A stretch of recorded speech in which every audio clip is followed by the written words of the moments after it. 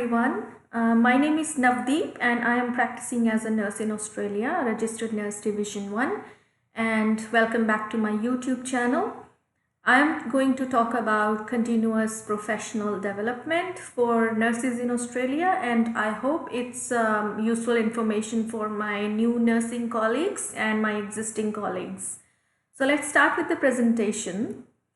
So as we all know that we have requirements with APRA, and every year we renew our registration and we declare that we have met all the standards that is set up by APRA. So CPD requirement is one of the standards and we need to meet this every year. If you want to go and check online, you can go to this link for Australian Health Practitioner Regulation Agency and continuing professional development. I have just put the version of the one I'm referring to, and the newly released version is from 1st of June 2016 that talks about this standard in more detail, and from there you can download a PDF version of the whole standard as well. So in this CPD standard, it's applying to every registered nurse, enrolled nurse and midwife to Australia, and we require a minimum 20 hours of CPD every year for each period of registration, which means for a period of 12 months of registration, all nurses and midwives require minimum 20 hours of continuing professional development.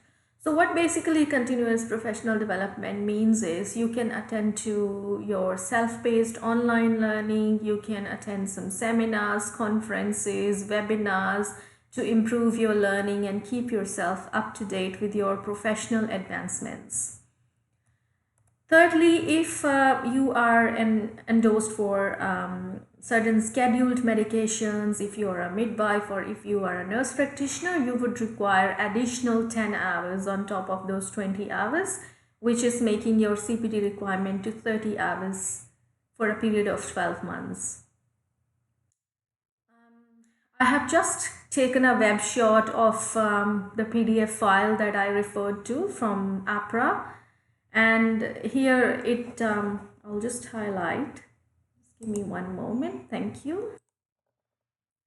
See, it tells you if you are a nurse practitioner, you would be registered nurse for and you would be required 20 hours of CPD. Plus you are a nurse practitioner endorsed as well. Then you will require additional 10 hours relating to prescribing, administration of your medications, diagnostic investigations, consultations, and referrals. So 20 and 10 additional, so making 30 hours in a period of 12 months. And if you are a registered nurse with scheduled medications endorsement, then you would definitely require those basic 20 hours, plus you would require 10 additional hours relating to obtaining, supplying, and administration of those scheduled medicines. So 20 and 10 additional on top makes 30 hours for you in a 12 months period of registration. It is similar for registration midwife as well, registered midwife, sorry. So midwife with a notation and or scheduled medication endorsement, minimum 20 hours CPD required and 10 additional hours for their endorsement, which means 10 additional in relating to your contexts of practice, prescribing and administration of medicines, diagnostic investigations, consultations, and referrals. So 20 and 10 hours makes 30 hours for a registered midwife as well. Now, we all know that we get our registration renewed after a period of 12 months, and usually APRA sends us emails starting from April, I think, reminding us about the renewal of registration. So usually we renew after every 12 months, but someone who is newly registered and hasn't completed yet 12 months of registration and is due for a renewal, what's the requirement for them? So they will do some pro-rata CPD requirement completion. This snapshot is from the same PDF file, version 2016 of the revised CPD standard by APRA. And this tells you that if your registration is only for 0 to 3 months prior to the renewal, you are required to complete 5 or more hours of CPD. If it is 3 to 6 months period of registration, you would require 10 hours. 6 to 9 months, 15 hours, 9 to 12 months, 20 hours of CPD is required as per APRA standard. And we talked about endorsement and additional 10 hours for endorsed nurses in our previous slide. So if you are endorsed for less than 12 months, then out of those additional 10 hours, you would be fulfilling 2.5 hours if your endorsement is for 0 to 3 months only. If it is 3 to 6 months of endorsement, you would require extra 5 hours. If it is 6 to 9 months of endorsement, 7.5 hours of CPD. And if it is 9 to 12 months of endorsement, you would complete the whole 10 hours, the additional 10 hours that we talked about in our previous slide. CPD evidence should be kept for at least 5 years. In case APRA or our midwifery board wants to audit us, we need to keep those certificates of our CPD or the portfolio of the CPD for at least 5 years, so we can be audited anytime. We are ready for the audit. And if this standard of CPD registration is not met, then our midwifery board and MBA, they can impose a condition on our registration for completing the standard, or they can refuse the registration renewal under the section 82, 83 and 112 of the national law. So by law, all registered nurses within Australia, registered midwives within Australia are required to follow all the standards whenever the registration is renewal is due. We always declare on the online form that we have met all the standards during our registration period. We pay for the registration renewal and we are done for the next another 12 months. But APRA can renew us, audit us anytime. So I've just taken a web shot here. Here you can see this is the web shot of Nursing and Midwifery Board APRA website that talks about registration and endorsement here. And I'm particularly referring to continuing professional development part today. But here on the left hand side, you can see other standards as well, registration standards that we are required to meet. And today the requirements that I've mentioned are as per revised registration standard of CPD that came into effect on 1st June 2016.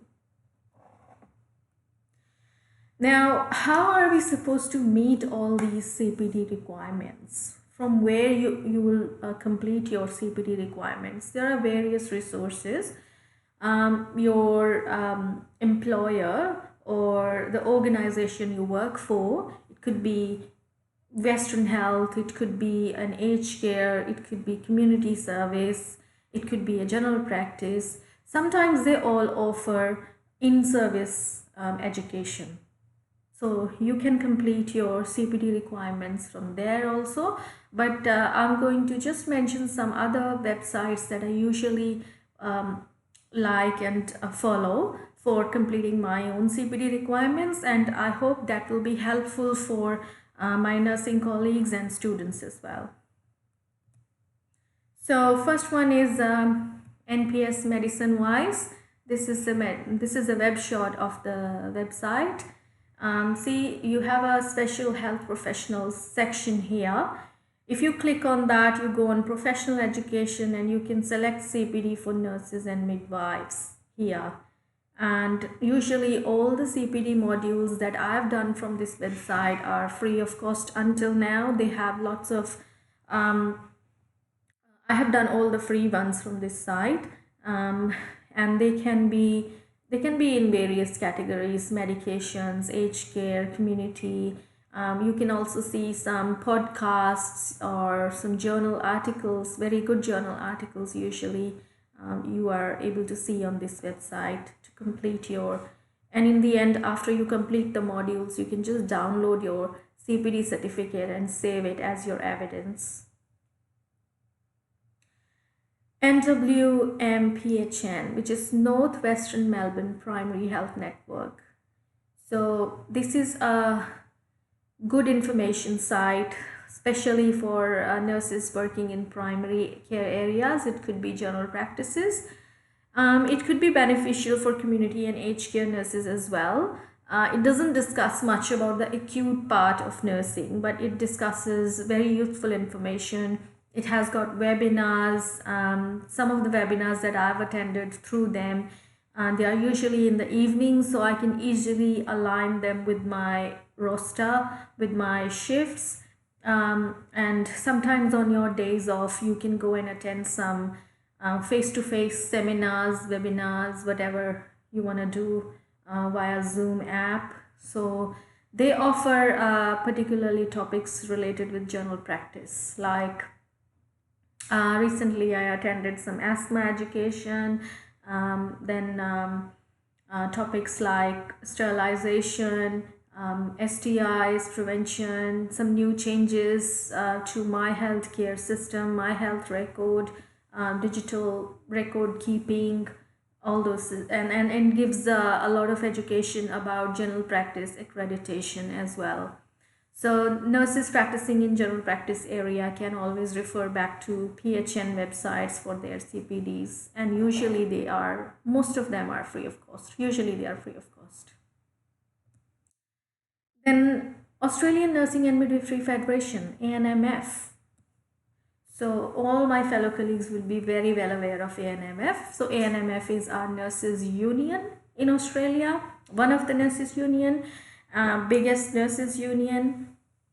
And it is also a RTO. RTO means Registered Training Organization, which means it provides some accredited courses, vocational education courses, and when you become member, it provides you with the professional indemnity insurance cover.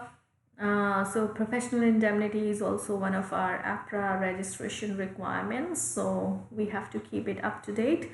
So it is also giving us access to a member portal, and we can pick and choose from a lot of online learning modules, and a lot of them are self-paced. If you are a full member with ANMF like I am, you get 400 points credits towards CPDs that you can utilize and buy some online modules with that 400 credit they give you for your CPD in a 12 months period.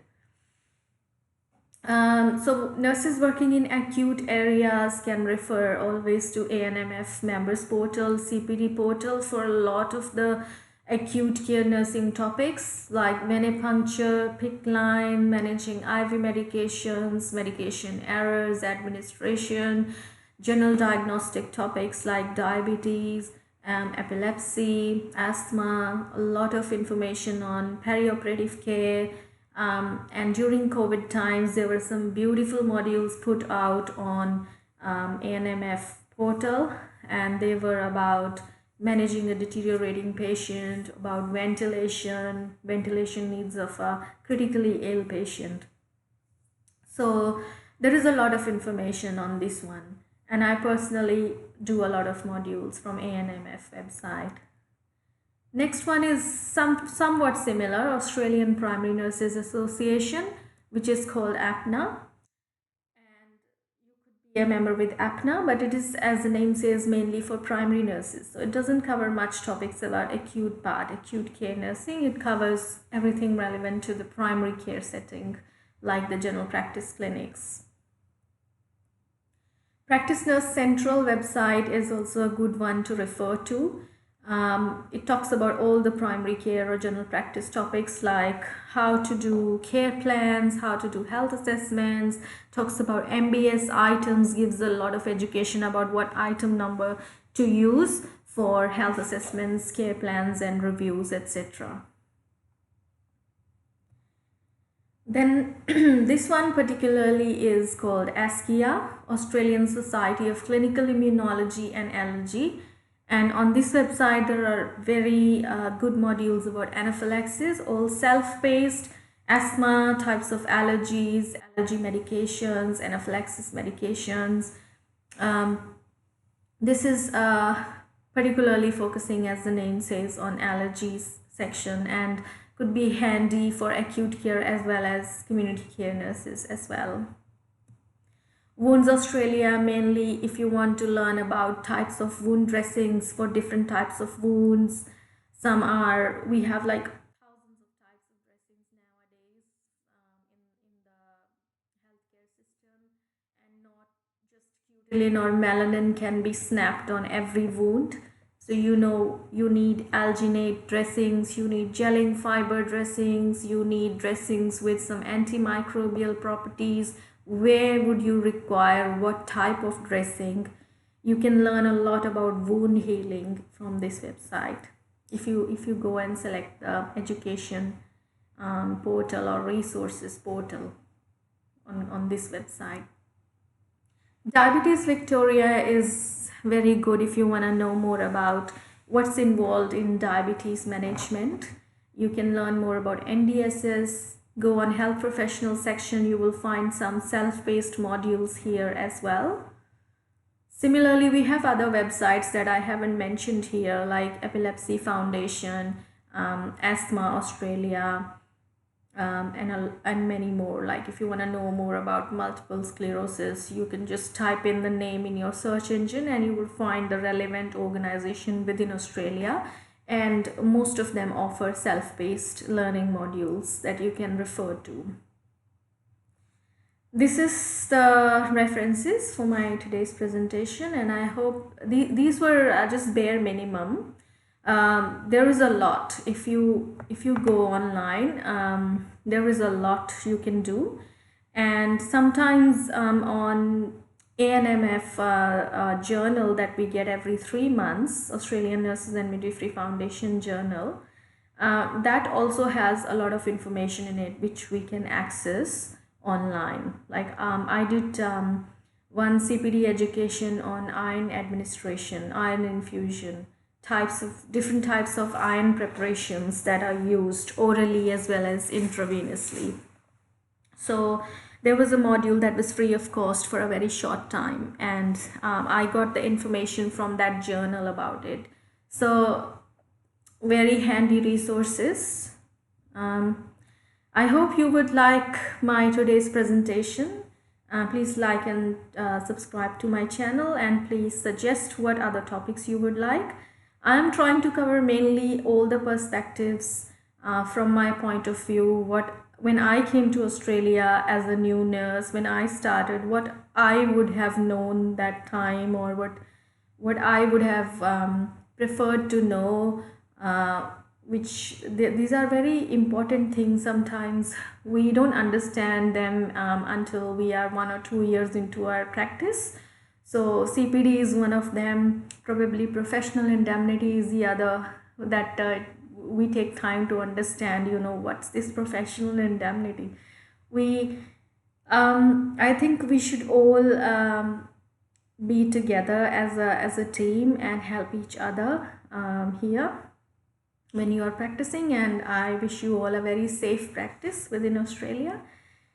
Please do comment below if you want to know about any more topics in my next presentation, and I will see you soon. Thank you so much.